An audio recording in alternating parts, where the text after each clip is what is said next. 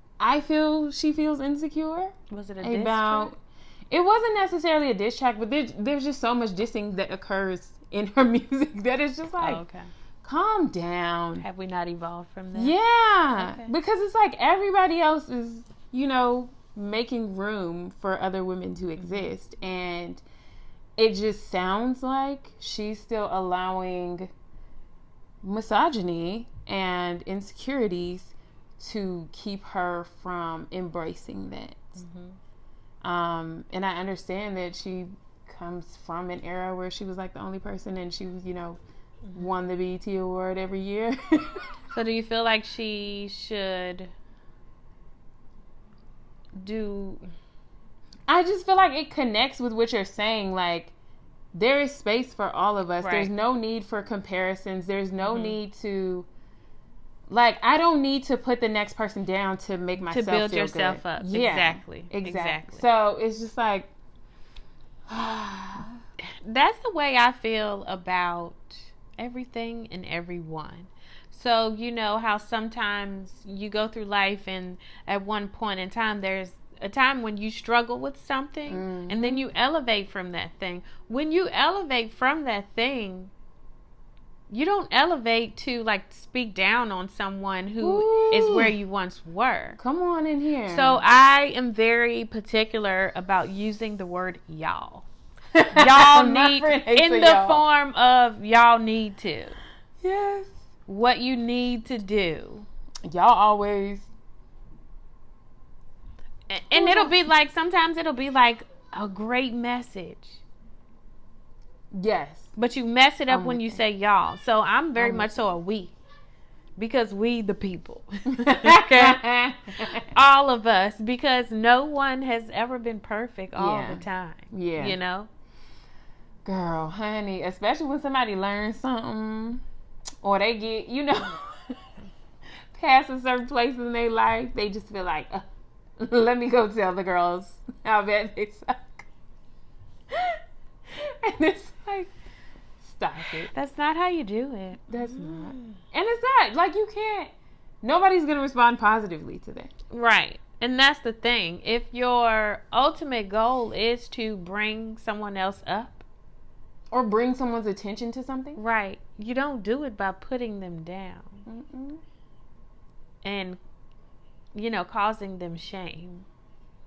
Or making them feel bad for not being educated on something or on the level that you're educated on. Okay? So let's think about that. Remember that. Speaking of shame. Do you want to go? Because I know that was one of the things on your list that you're freeing yourself from. So we have lists of, some things that we are trying to free ourselves from. Yeah. We can kind of go back and forth? Yeah. Okay. Some of the things are the same. They are. Because we're trying to step into our greatness and really own that. Facts. Okay. So, what I am freeing myself from. So, the first thing we both talked about was being extremely humble. Yeah, okay? that humility thing is dead. No more. Now, but that does not mean, like we said, that there is not space to embrace the greatness of other women specifically, but other people in general. Right. Because necessary. It's necessary. So, learning to like walk in your greatness, but also recognizing that you don't need to compare yourself to anybody else to acknowledge your greatness. And that we are still constantly evolving. Yes. Okay? We're still growing. Like we don't think we're flawless. Right. In some ways.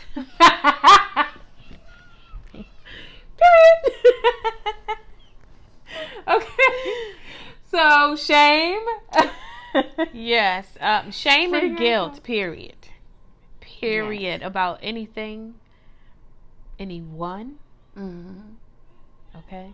All of the things. And I know we come from and we live in a society, or maybe we practice a religion that bases a lot of things on shame and guilt. Okay. Girl. That is not the way. The truth or the light. That's real, because people will have you And it's the same thing. It's like people trying to use whatever they can against you to make you feel bad so that they feel good. We might have to pause for a Girl, second these here. kids is going off 6:13. outside. We had to take a praise break. These kids is out of control in this house. Yeah, so we were talking about Shame and guilt, like from religion yes. or, different practices. Yes, and how a lot of people will put shame on you to make themselves feel better about their own decisions. Mm-hmm. And that's in any setting. Family. Gaslight. Friend. Yeah, honey. People will try it. Don't let them do it. Yeah. Do not let them. Mm-hmm. I'm going to talk to myself. I have lived the life that I lived for a reason. Mm-hmm. I have done the things that I did for a reason. I am where I am because of a culmination of all of those events. Mm-hmm. So I'm not going to let that hold me back from the future. Right. That I have. And even the present, right? Mm-hmm. I'm not going to allow something that happened in the past keep me from enjoying my present and preparing for my future. Right. And you shouldn't either. Forget those people, they suck. So letting go of the past. Letting go. Oh. What did free yourself from your past. We talked about shame, but freeing yourself from your own past. On our list, I think both of our lists, we had fear of failure. Oh, God. So freeing ourselves from that. Can we get into this fear of failure? Sure. So, the one that I had actually before that was trying to do it all. Like, okay. Freeing yourself from trying to do it all. Definitely. Mm-hmm. Because I feel like we both do the most. The utmost. But then a part of me doesn't even know what I would do if I wasn't this busy. But then maybe I was talking to somebody the other day and he said maybe that's like a generational trauma, is that we as Black people have a difficult time embracing free time, embracing luxury, and allowing ourselves to enjoy things because historically in this country specifically, there just hasn't been time for that. And then sometimes when you aren't busy or you don't feel like you're doing enough to help here and there and everywhere, then you feel like guilty. But you have to do what you can do from where you are. That's true. I mean, I think it's perfectly fine to admire someone else and all the work and different things that they are doing, but also understanding and recognizing what you are capable of in that moment. Not saying that you can't give 110%, but you don't want to. You can't give 110%. You don't want to. You literally can't. It shouldn't be detrimental to your mental health, your physical health, any of those things. Right. So, putting yourself first. As a parent, as a woman, as a Black woman, even the civil rights movement, they were like, all right, girl, you just wait. You just wait your turn, sis. So, finding, really thinking about you first and how you're feeling. It's hard for me. I think for me, when I get into that, I might get extreme and I just be like, forget everything else. Not my kids, per se, but other stuff. I feel it. If I'm putting myself first, then it might get unhealthy. Out of control. So finding the balance. Yeah. I think it was Crystal on the read. She said that her therapist told her that self-care is not just doing whatever the hell you want to do all the time, right? No. Self-care is literally like treating yourself like your child and taking care of yourself the way that you would take care of like your 6-year-old self. You wouldn't let your 6-year-old self eat ice cream every day for 3 days, right? So you have to like think about like what is best for you as well, not just like the things that you want to indulge in. Right. Because I feel like I am guilty of overindulging in the name of self-care. But it's also because I wait so long for those self-care moments. We haven't balanced the self-care out. Right. And so therefore you are. Right. So then I'm by not the gonna time do anything for a week. Yeah, by the time you get ready to embrace self-care, it's gone too far. And now you're about to drain yourself and stress yourself out. Yeah. Just so you can get back to the self-care portion of things. Yeah. So. Ooh, child. Okay, what was it? Oh, we said fear of failure. Fear of failure. That's a personal struggle. Definitely for me. My fear of failure is rooted in perfectionism, right? So, like, having to look a certain way and be a certain way and have people I think it's kind of people pleasing too. Yeah, I don't know. A lot of these things go hand in hand. Are very people pleasing, right? So yeah, I feel like I spent a large part of my life concerned with how people's perception of me, and because of that, I am terrified to fail, to look stupid, to mess up in any way. But I've realized that it's also held me back from greatness, right? Potential greatness. I feel like I want to cry on here today. So it's held me back because I haven't taken chances. Because I'm afraid that I won't be good at that.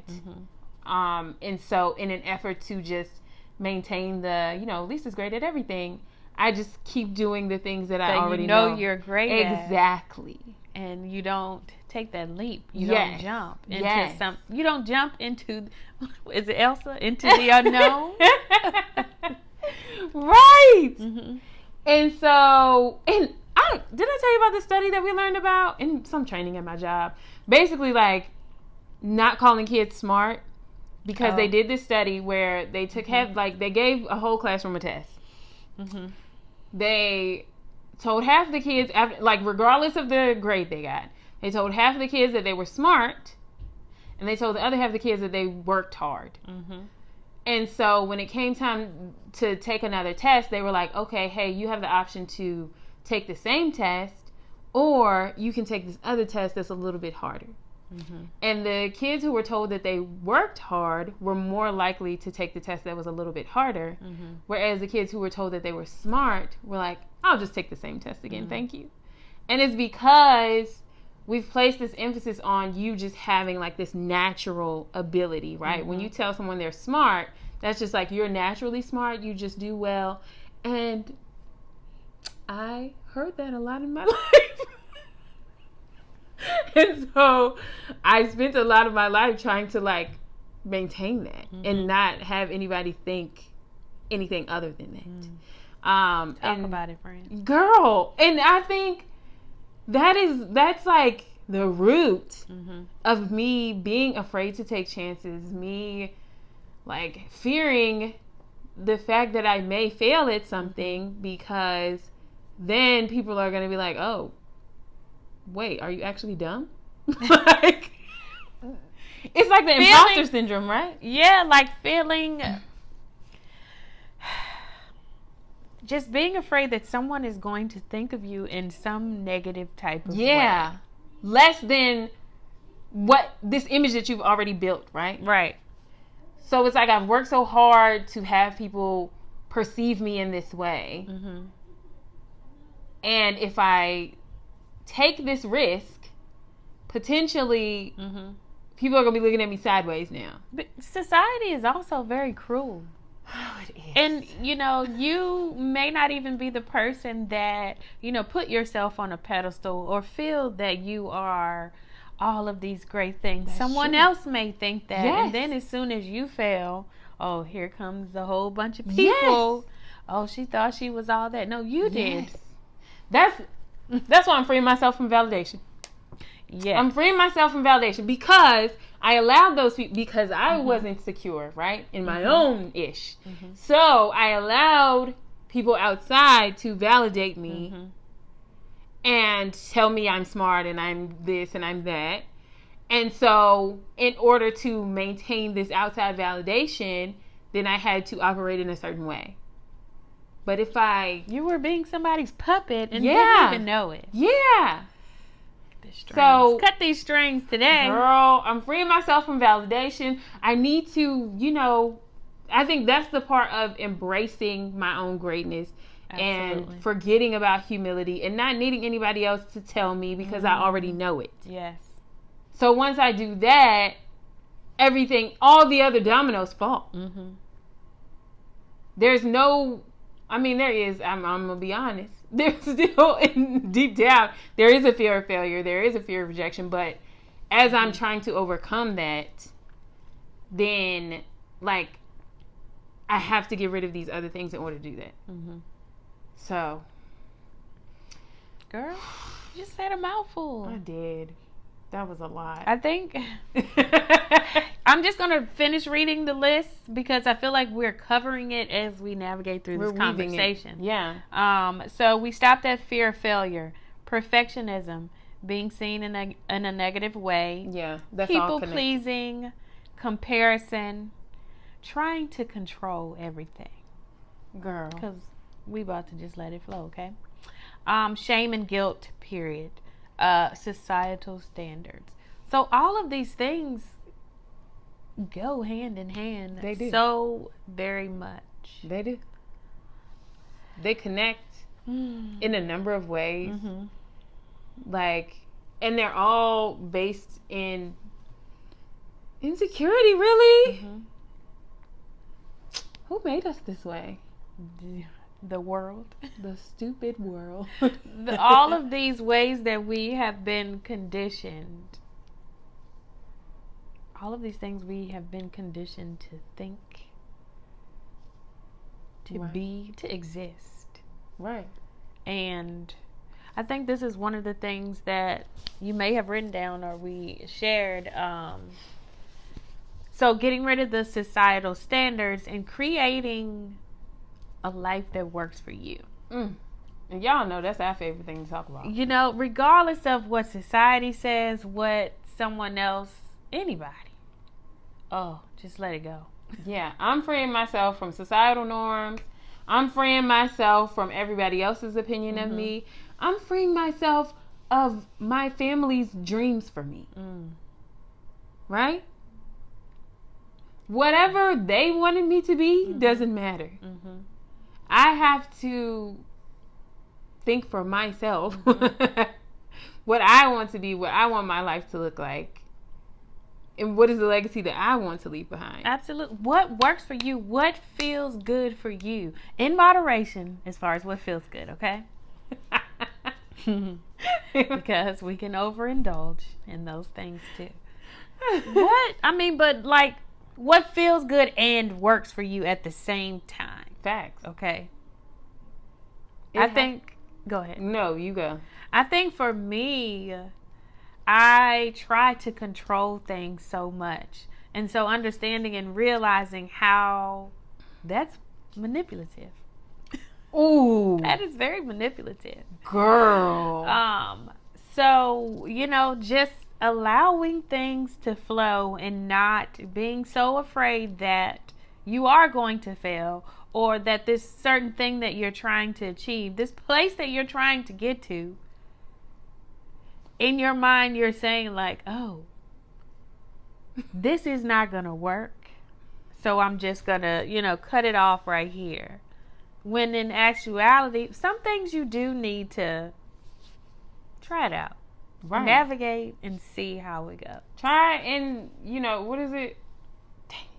Not trying to fail, but try to succeed.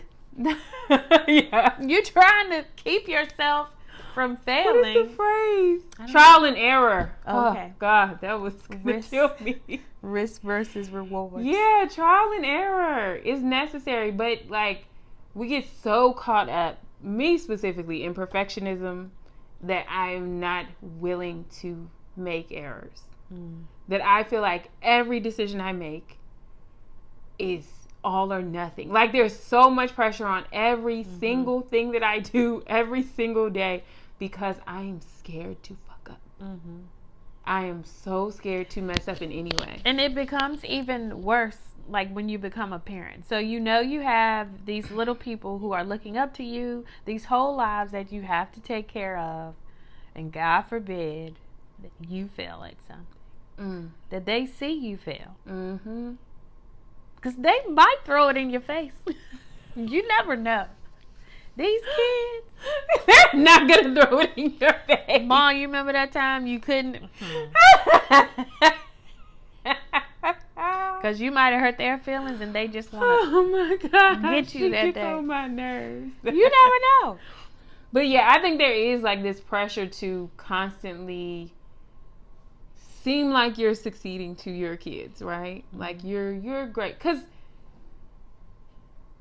kids look at you like my kids will be like, oh, you know everything, don't you? And I'll be like, no. Boy, bye. Right?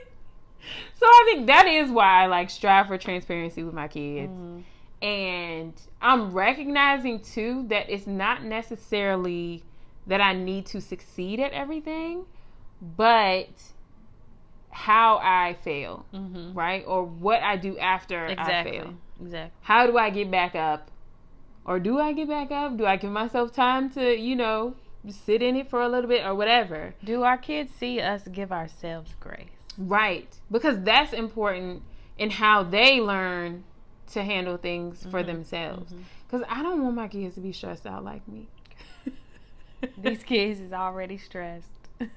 There's already enough stress out there. So actively, being a parent has influenced my journey to want to grow and want to free myself from these things and want to learn more about myself and be introspective and all that. And I will admit, sometimes I take it too far. Right. Because I'm constantly concerned with everybody's feelings and everybody's emotions and all the things. But that is what drives me to want to just be more in tune with myself and show more grace to myself, because they're learning how to treat themselves from you. Yeah. Absolutely. And so if I'm hard on myself every time I mess up, then they're going to be super hard on themselves. So teaching them to be able to give themselves grace is important, and you have to model that. Exactly. Girl. We have to lead by example. Yeah. They're going to do as we do and not as we say. And I think with effective parenting, it forces you to grow, to evolve, to model, like you said, in a way that, okay, you want your kids to be this type of human being or that type. Well, you have to show them what it looks like. Yes. And that goes for, how you treat yourself, how you interact with other people, the types of relationships that you model in front of your kids. So like last week we talked about friendships, relationships, marriages, your relationships with your parents, like how you communicate with their grandparents, all of the things, still taking into consideration, everybody is not going to grow at the same rate as you. So, we know that some people have toxic individuals that they have to deal with. So, learning how to navigate those situations as well. Yeah. So your kids will know. Specifically in, co-parenting as a single parent who's, not in the same home, or you may have, because, and I say this all the time, the reasons that you split from that person still exist, right? As you're trying to co-parent. So that's why addressing those relationships and trying to figure out how to grow, because that definitely affects your kids. So getting to a place where you realize that, okay, this relationship is terrible for everyone and we need to walk away from it. But also being able to address the terrible things so that you can successfully co-parent and everyone can, be a part of these children's lives. Right. Because that's, and even like, anxiety and feelings about that. I wrote that down. I'm freeing myself from that too. Because all the kinds of anxiety. Honey, all of the anxiety. Because that's, whew. But yeah, I credit most of my growth as far as my anxiety to minding my business. Because there were a lot of, like, I just need to know when to say, no, I cannot get involved in this. Whether it be at work, whether it be at home with these kids, whatever, right? The school, anything. Knowing when to be like, that is not none of my business and I need to stay out of it has helped me a ton. Say no. Yeah. And that goes with saying no. Like, no, you don't have to do everything. Letting go of being a yes man. Just say no. Yeah. That's that not going to work for me. Don't let that people pleasing spirit get on you. I'm not going to be able to do that. Boundaries. My friend love a good boundary. I still struggle sometimes with saying no. We all because do. I feel like if I don't do it, who else is gonna do it? That's none of your business. That's true. That is true. And then I also feel like if I don't do it, who else is gonna do it well? That's also none of your business. But that is none of my business. You are right. And so that's where minding my business comes back in. Because if you take on all of the things that you are afraid that somebody else is not going to do it or do it right or sufficiently, then how are you going to get your things done sufficiently with all of these things? And also, people will expect you to continue to do those things at that same level for the rest of your existence.